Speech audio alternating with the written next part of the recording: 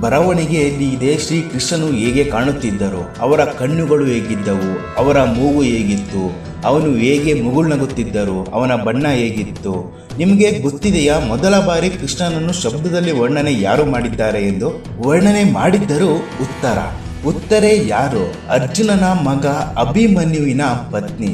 ಉತ್ತರೆ ಬರೆದಿದ್ದಳು ಅವರು ಹೇಗಿದ್ದರು, ಹೇಗೆ ಕಾಣುತ್ತಿದ್ದರು. ಅವರು ವಿವರಿಸಿದ ಪದಗಳ ಆಧಾರದ ಮೇಲೆ ಕೃಷ್ಣನ ಮೂರ್ತಿಯನ್ನು ಸೃಷ್ಟಿ ಮಾಡಲಾಯಿತು ವಜ್ರನಾಭಿಯಿಂದ. ವಜ್ರನಾಭಿ ಯಾರು? ವಜ್ರನಾಭಿ ಶ್ರೀಕೃಷ್ಣನ ಮರಿಮೊಮ್ಮಗ. ಉತ್ತರೆ ಬರೆದ ಆಧಾರದ ಮೇಲೆ ವಜ್ರನಾಭಿಯು ಮೂರ್ತಿಯನ್ನು ಸೃಷ್ಟಿಸಿದ್ದರು.